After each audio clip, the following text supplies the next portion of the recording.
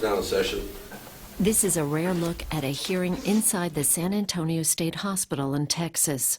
Do you have an opinion on whether the patient has a mental illness? She has schizophrenia.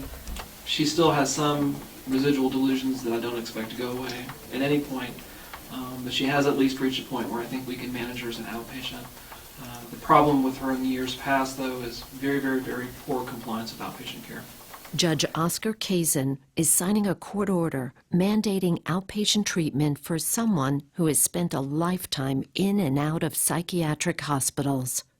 The goal is to stop that revolving door. It's called Assisted Outpatient Treatment, AOT. Everyone that comes through the door has to make these promises, okay? We promise you that we'll provide you with the team. We'll be there whenever you need us. We'll get housing and transportation, and we'll be following and helping you in any way you need, all right? Thank you, sir. But I just need 3 promises back from you. So rule 1, be honest. Rule 2, be where you gotta be. Yes, sir. The third one's the toughest one, okay? I'm gonna encourage you through this whole thing, take your meds exactly like you're supposed to take your meds when you're supposed to take your meds. We'll get back later to Judge Kazin's program, the first of its kind in Texas. But now, the story of 2 talented boys. Eric was absolutely a child prodigy. From the time he was 2, he wanted to play the piano. When he entered competitions, and he always placed or won. And then the university also put on a production of Der Fledermaus, Mozart's opera. And they asked him if he would play a Mozart piece in the middle of that production. He went to school at age 6. Well, it has to be 6 in September. And after the first semester, the teacher and the school psychologist and the principal called us in and wanted to move him to 2nd grade. He was that gifted. He also was in the gifted program from its inception through high school, I guess. Very bright. He won a national award for his writing for an essay the year he graduated from high school. So he also wrote well. Then, signs of trouble for both families. For the Smiths, Eric was showing less and less interest in everything he'd ever cared about, and more of what they'd read were red flags. It was a check mark by every answer. And Do you remember some of those questions? well, are his grades slipping? Is he disrespectful? Is he, retreating to his room more often? Trouble also for Chris. In April of '92, he became insistent that he had to drop out of school and write a book to save the world. And he got into the camper that he'd rehabbed, the VW bus he'd rehabbed the year before in my driveway, and started driving cross country. It took him a while because he kept getting lost. So unlike the very bright young man who could navigate any place, he was confused. He was so combative, I guess. I mean, just not really. Anger. I mean, Yeah, that's a better word. He was angry and probably uncomfortable. A family trip was a wake-up call for Kathy Weaver. We got down to Brazil, and the very first night, I woke at 3 in the morning to see him crawling out of the window, which was the first floor of the room we were in, all 3 of us, and he disappeared, and we couldn't find him. We searched everywhere. We went out in the streets and called the police. Early the next morning, he showed up. He'd been hiding behind the bar in the restaurant. He'd heard us. He just thought that was funny. I realized then I had my hands full. Back home from Brazil, an emergency psychiatric evaluation, hospitalization, and at last, a diagnosis. It was paranoid schizophrenia. Hard for a parent to hear that, isn't it? It's hard to even say it. Eric's parents took him to therapist after therapist. The diagnosis was disturbing. Well, it said that he was very likely bipolar, possibly schizophrenic, was going to have authority issues, had there are potential criminal background upcoming in his future. I mean, it was a denial. Shocking. We, in our minds, said there's no way that could be our son. We were well educated and we think smart people, and it took us 2.5 years to really accept his illness, maybe longer, maybe more. When I was told that I was bipolar and that I needed to be on medications, I said, I don't need to be on any medication. When we'd have family meetings and we'd be crying and desperate that why is our family falling apart?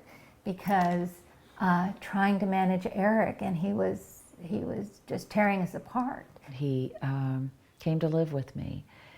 That was the first place where I'd become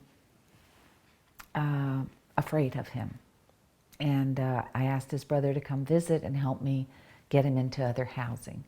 And Chris resisted that, and when we insisted, he attacked his brother. And when I tried to pull him off, I'd never seen violence before.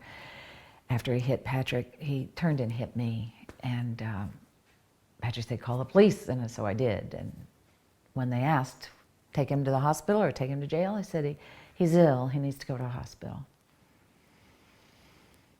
But he was so ill that he frightened the people at that hospital, and they transferred him fairly quickly to another one. And within a week, he was out again. Out and back in, 6 involuntary hospitalizations in all for Chris.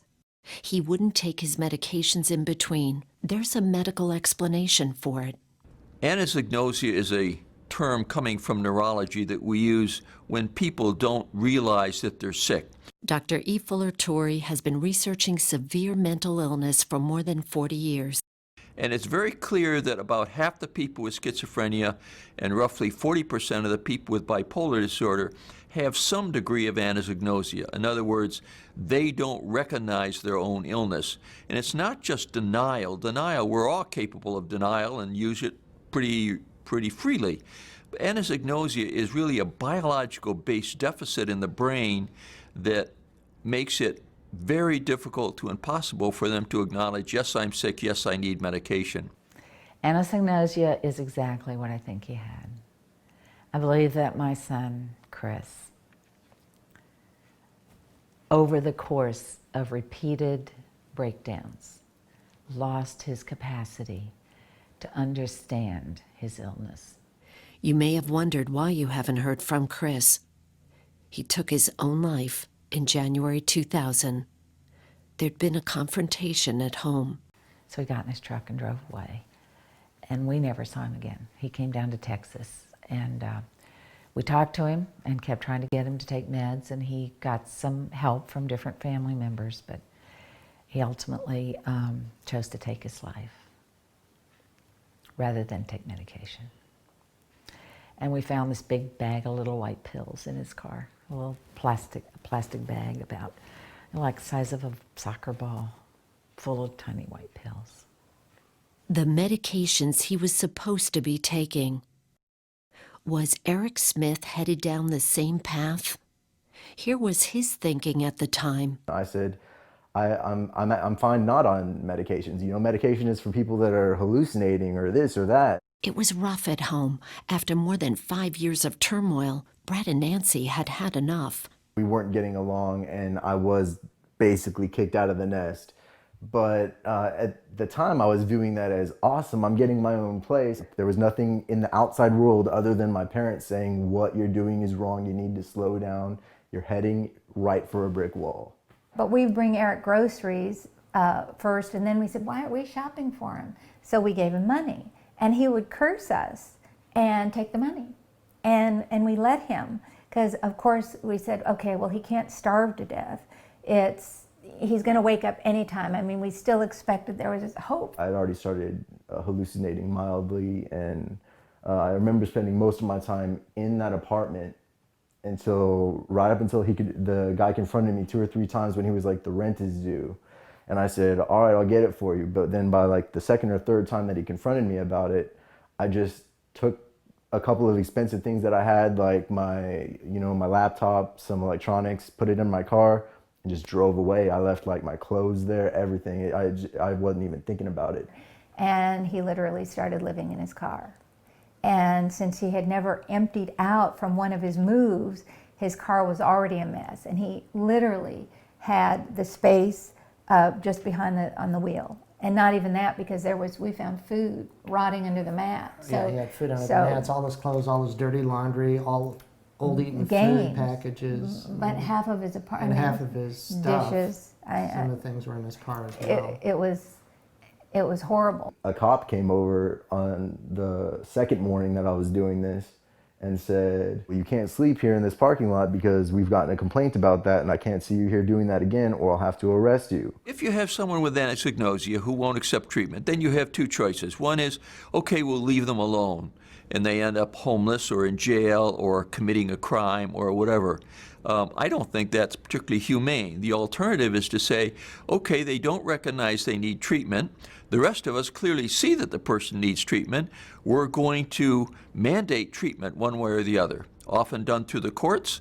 Prior to his leaving that one-room apartment, we went to see him to encourage him to get work, but he would say, Mom, Dad, don't worry, I've got Bill Gates and Forbes have my back on this. That's what he says, I'm in conversation. We knew things were starting to go. He had stopped taking his pills. He was convinced that I was a member of a West Coast gang, that I was a thug, and he told Nancy that I was going to kill her and she needed to be protected. And he met me at one of the local shopping malls to get one of his, whatever it was I was delivering. And he tried physically to restrain me in that parking lot. He tried to grab things out of my car and force a fight in the parking lot. I was able to get away from the situation. I mean, it was I felt threatened. He's physically big, and I was threatened, and he was threatening me to knock me down. It was horrible. It was, here's my son. He's ours, and I'm confronted with, do I defend myself? Do I have to hit my son, physically restrain my son? What the hell am I going to do? So frightened by their hallucinating hostile son, the Smiths sought a restraining order. It all came to a head around dinner time on an August evening in 2009. My parents' gate is closed. There's a gate in front of their house. I hop the fence. Eric comes through the door and says, I want to talk to Mom. And now I am really scared because I don't know what his motivation is. He's thinking I'm going to... It was an aggressive entrance. He was, I am going to talk to Mom. You can't stop me. I remember just feeling an irrational rage that I basically couldn't control. I told Eric that he was trespassing. Did he realize that? He said, yeah, I don't care. And then he said something to the effect, I'm going to break your face, Dad. At this point, we were both indoors, and then I stepped outside, and then my dad closed the door and locked it. And he said, I'm going to call the police. If you're still here, by the time they get here, they're going to arrest you. He said, fine, and he sat on the porch Bring waiting him for on. the police. I never hit my dad, but if he came outside, I was in a rage. I don't know that I wouldn't have. What I'm trying to say is that wasn't me. Obviously it was me. Like that, there was not another person that was Eric Smith who was there. But mentally, that is not me. It was horrible to see him handcuffed on our property and being led away. Their gifted son, Eric, had become Eric Winston Taylor Smith, inmate 936162. His grip on reality had become so severe, we had never seen him in the condition he was in. He had no reality. It was scary, and even his brother, who called him when in jail, Wow. when David called Eric, he said, "Oh my God, I had no idea my brother was this sick." I said, he was shocked. And I started saying things that were scaring people, like I threatened to kill a couple of police officers. I told them that on the streets that I was an assassin. The possibility was real. Eric would be released in this condition. Frantic, his parents lobbied to keep him locked up. I said, my son is mentally ill. Please don't let him go, begging. Please, please, please don't release him. 30 days in the jail's mental health unit receiving treatment, but still not stable. Eric was transferred to the state psychiatric hospital. He was hallucinating when he got there. I arrive at the state hospital, and one of the first things that I do when I'm there is I see a doctor, and the doctor says, will you be willing to consent for us to take your blood? And I said no, because by this point, and I do remember this like sort of delusion / hallucination, I thought that people were trying to like were like going all cult style on me and trying to start a religion off of me, and like they needed my blood. And so I said, no, I'm not going to stand for this. You can't take my blood. After 2 months of treatment and medication in the hospital, Eric was deemed okay for release. When we learned that Eric was going to be released, we were in a state of panic. We were trying to advocate, what, are you kidding me? He's not anywhere near where he needs to be. We see he's made some steps here, and he's somewhat stabilized from where he was, but he can't take care of himself. He can't take care of himself. I mean, it's clearly he was not all there. We were panicked. Still delusional, still We were mildly very delusional. panicked. When I was talking to the prosecuting attorney, that I was begging, I said, my son is suicidal and they're telling me they're going to release him. That can't be. And she said that there is an outpatient commitment program, that he remains involuntarily committed. Remember the hearing at the beginning? That's exactly the procedure Eric went through. I have a clear memory, as of today, of him signing a piece of paper, and he said, you need to follow the rules, you need to take your medication, be responsible, don't cause a fuss, just basically be a human being. Ask for help if you need it. The help is here for you. Kurt Bauer, like Eric and Chris, achieved early success, an undergraduate degree, then a master's degree in psychology, followed by special certification in respiratory therapy, a family man with 2 children who worked in intensive care units. It was very high pressure, it was very interesting and very stimulating. But his life unraveled when he began to suffer serious bouts of depression and psychosis. I started spending a lot of time alone. And what I found myself doing was shrinking away from my family by watching more TV. I appropriated one of my son's rooms and I kind of made it my own. And I kept staying in there. And I wouldn't leave there. His wife, Debbie, tried to convince him to seek help. But like so many others, he didn't think he had any mental health issues. Kurt did agree half-heartedly to visit a therapist. I went and saw her, and I did the questionnaire and all this, and we talked a little bit, and the impression that I got from her was that the way she talked about depression, she was more depressed than I was. And, you know, things were kind of backwards. And so when I came home, I just said that I just don't think that this is the problem. Years later, Kurt would testify before a Pennsylvania state legislative committee, calling for changes to state law that would make it easier for families to get help for loved ones too ill to know they need it. And I continued to alienate and continued to isolate. And a lot of things that happened, I began not to eat. I began not to take showers. I began to stay in bed for 16 hours a day. It got to the point where I'd go to work, come home, stay in bed, wake up, go to work, stay home, come to bed, and no one would see me out of the room. And pretty much it was cycling through that way. And that's how much, you know, isolation and out of the loop that I became. But pleading was all Kurt's wife, Debbie, could do. Under Pennsylvania law, he needed to be determined a danger to himself or others before the state would step in. One night I did bring some medicine home. I called her at work and I told her not to come home because I just asked her not to come home. And I did take the medicine. And of course, when you tell someone not to come home, they come home early. And we ended up going to an ER and going through the admission process, and ended up that I was admitted then because it was a suicide attempt. After his suicide attempt, Kurt spent 2 years in a state hospital before moving to the group home in Harrisburg where he now lives. Failing to get timely treatment cost him dearly. I lost 24 years of a marriage. I've lost the connection that I had with my 2 sons. And pretty much I lost my job. And pretty much I lost everything that would ever say who I was. I was no longer a father. I was no longer a husband. I was no longer a provider. And there was no definition left of who I was, because now there was nothing left. Kurt believes effective outpatient laws in place and used would keep others from losing as much as he has. If you see someone walking up to the edge of the cliff, you try to stop them so they don't go over the cliff. Today, he volunteers at the Pennsylvania office of NAMI, the National Alliance on Mental Illness, Good afternoon, this is Nami, Pennsylvania. How may I direct your call? and continues to advocate for change. Kurt believes the existing law makes it almost impossible for families to get help for someone like him. Without the change, I see a lot more families being ripped apart.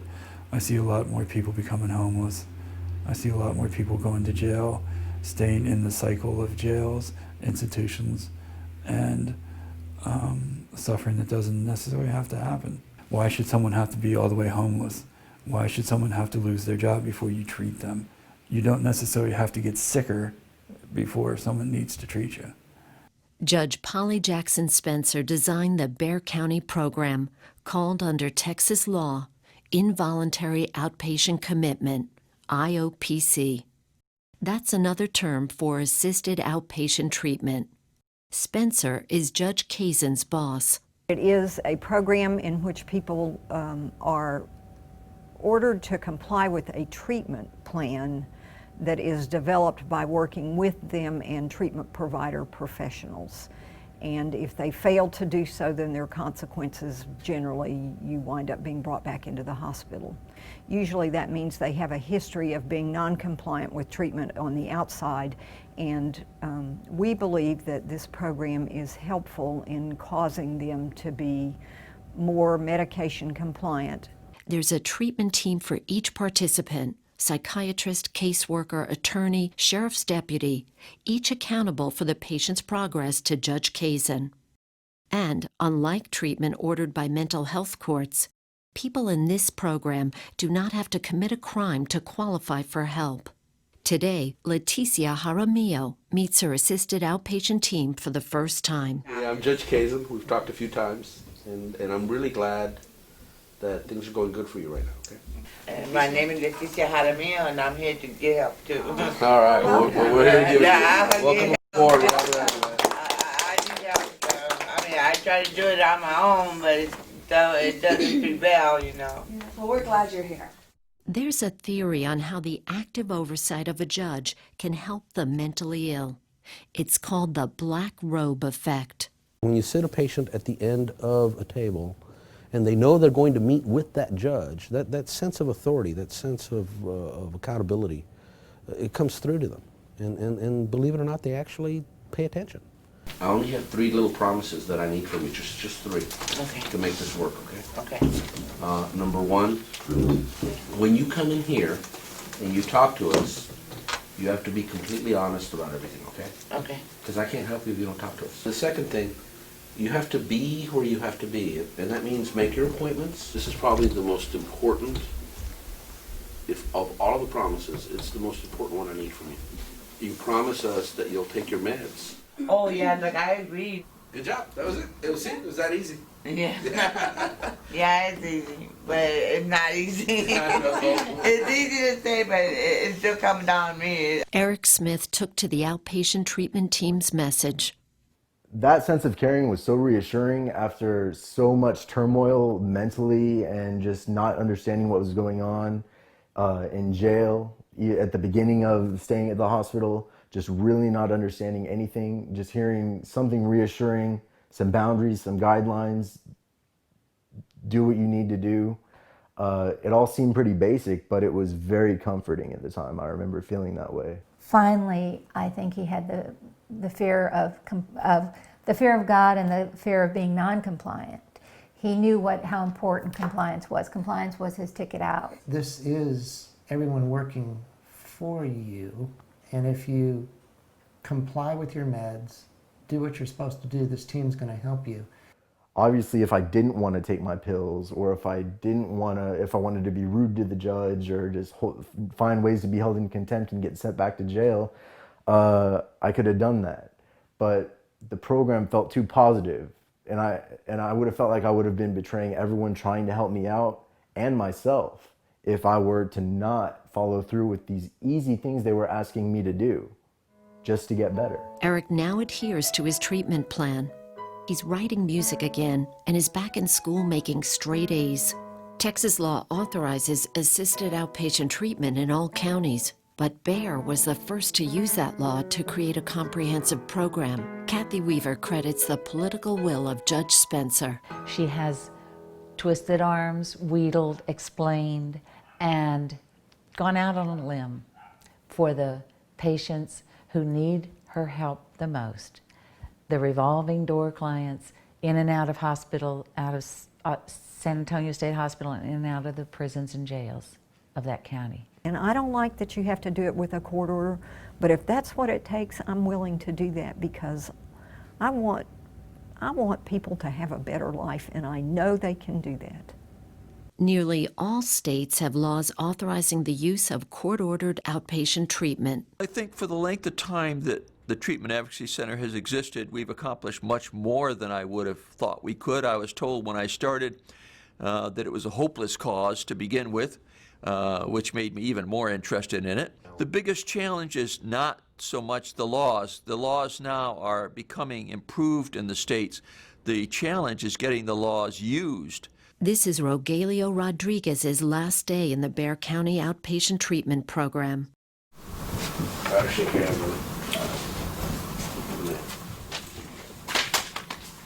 And I know it's not much, we don't have much of a budget, but everybody got together and we signed this certificate of completion. And we want to hand it and tender it to you for all the hard work. I mean, all of this was you, it wasn't us, okay? And stay on those meds. And then the other thing we're gonna do is, this is kind of a tradition that we have here. A long time ago, the first person we graduated asked us if we were gonna give him a cake, right? Well, we didn't have a cake handy, so we gave him, one of the staff was eating a muffin and handed it to him. And it became such a tradition that this is your graduation muffin, man. You can pretend we went out and baked it for you. I owe it all to you guys, because without y'all, I wouldn't be the person that I am today. And that's really coming from the heart. And thanks a lot for you guys. And thank you for you. Thank you, that was so nice. I'm so proud of you, man. Yeah. Congrats, that's it. Great All right, my job. brother, be safe. If more jurisdictions would look towards this model of active court oversight, where a judge sits at the end of the table, if more jurisdictions would commit to hiring a full-time judge to do this, they would see, as we have seen, fewer people going to jail. They would see fewer readmissions. Bexar County says this program saves $1.5 million a year in hospitalization costs and frees up police and emergency services to serve other citizens. Critics say assisted outpatient treatment violates a patient's civil liberties by forcing treatment and medications on them. We have found, though, that once they're exposed to our program and they realize, A, we're primarily dealing with only those individuals who are repeatedly being admitted to a hospital or going to jail, and B, that the program is about offering them help. It's not a probation or a substitute for probation. Most of those opponents have slowly but surely come over to our side. I believe the law should exist in each state that allows you to treat someone who is severely mentally ill, clearly a danger to themselves or others, or in need of treatment on it, before they are homeless, before they are in jail, before they've committed a violent act, before they are victimized. That's the core of what we're trying to do. Does that sound forced to you? Or does it sound like a program where a person with influence uses that influence to affect decisions made by a very ill person? A person who's not capable of making decisions that are best for them and best for society. Love this one. It's probably a kindergarten picture. In my opinion, my son will still be alive if there had been an outpatient commitment applied to him that kept him on his meds. He would still be working here for an engineering firm. It saved our son's life. I don't know how else to put it. Absolutely, Eric would not have survived. We have a relationship with our son that throughout his life we never had. This is the first time since Eric was diagnosed and he started medication. This is the first time that Eric's ever been compliant for any period of time. It started with the program. I see that there's a lot of hope, and I see that it doesn't have to be so dark. And I see a lot of families being together and actually working through a problem together and making the family stronger as opposed to tearing it apart.